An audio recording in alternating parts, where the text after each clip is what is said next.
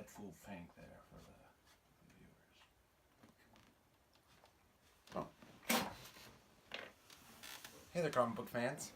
Just doing a little drawing, normal stuff for me. Definitely not upset about the Penguins not being in the playoffs anymore. Everything's fine. Everything's fine. How are you? How are you? Probably excited. You should be excited. There's a lot of kick-ass comic books coming out this week. That's right. It's another edition of AIPT's 5 and 5, where I count down the top 5 comic books from the week that you should buy. It's a huge week for DC, Marvel, and Image, so let's dive right in and take a look at what we got coming out on Wednesday. Kicking off this week's releases from Image Comics is Port of Earth number 5, making its return after a short hiatus following the first 4 issues. It's written by Zach Kaplan and drawn by Andrea Moody. In the very near future, aliens make contact with Earth, but they don't bring an army. They bring a corporation, which, let's be honest, is probably worse than bringing an army. That corporation has a deal for Earth. They're going to build an intergalactic rest stop / gas station among a highly trafficked commercial area that falls along Earth, and in exchange, Earth gets to join the intergalactic economy and take part in any technology that they discover from this trade. There's no way this will have bad ramifications for Earth, right? Wrong. And that's what Port of Earth is all about. In just 4 short issues, Zach Kaplan has created a massively vibrant world with so many different alien races, each with their own intricate backstory. It's actually kind of hard to believe it's only been 4 issues because the world feels so populated and alive.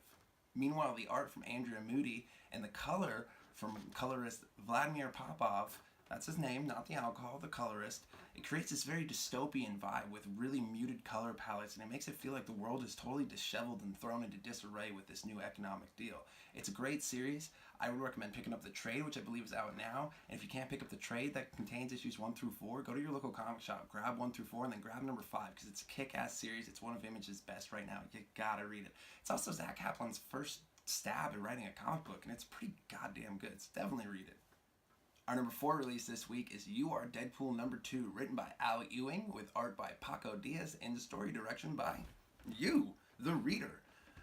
I'm honestly so surprised by this series. I wrote it off as a cheap gimmick to bring in more sales numbers just before Deadpool 2 hit theaters, and I was absolutely blown away. If you're a fan of Dungeons & Dragons, RPGs, Deadpool, or even just laughing, you have to read, nay, experience You Are Deadpool. It's not just a comic book, it's a totally interactive story that you really control, and it's awesome, and it's so much fun. I cannot overstate how great it is, and it invites a second reading, which is the coolest part. You'll finish it and you'll go, this story could have diverged, I'm going to read it again. It's truly fascinating. You Are Deadpool is much less a comic book and way more an interactive, solo Dungeons & Dragons adventure where Deadpool of all people is your dungeon master. It works. It's a blast. Grab a pen, grab some paper, grab 2 6-sided dice, and join the adventure. I promise you, you will love it. And our number 3 release this week is Venom number 1, written by Donny Cates and drawn by Ryan Stegman. The second of Marvel's not relaunches that are definitely totally relaunches is Venom number 1, but this one is certainly a relaunch that looks to change the very history of the character. The recent collapse of S.H.I.E.L.D. has awakened something deep and mysterious and evil underneath New York City, while simultaneously awakening something completely new within the symbiote itself that will completely alter the way that Venom interacts with its host, Eddie Brock. What's most interesting about this series, though, is how it looks like it's going to focus way more on the symbiote than it does on Eddie Brock. And no offense to Eddie Brock, but we've seen so many stories with him before, so I'm really interested to see what Donny Cates does when he takes the focus away from the human host and instead puts it on the alien symbiote that has overtaken him, and how their relationship ebbs and flows, and what this massive status change is going to do for the two. Meanwhile, artist Ryan Stegman, he's no stranger to web-slinging badasses. He drew Superior Spider-Man, he draws Ben Reilly's Scarlet Spider, and he draws Amazing Spider-Man. So he's got the pedigree to take over this series, and with writer Donny Cates at the helm, Venom is in perfect hands. Coming in at number 2, hot off the heels of DC's Metal, is Justice League No Justice number 1, written by Scott Snyder, James Tynion IV, and Josh Williamson, and drawn by Francis Monopool. This new frontier brings completely new enemies for the Justice League to combat, as they fight against the 4 main energies that make up this new area past the Source Wall. Those 4 energies: wisdom, entropy, mystery, and Wonder. To face these new threats, the Justice League forms 4 new sub-teams that are, well, they're interesting to say the least. You got Wonder Woman and Zatanna teaming up, Superman and Sinestro, Harley Quinn and wait, Harley Quinn is in the Justice League. Harley Quinn. Yeah, the Suicide Harley Quinn is in the Justice League.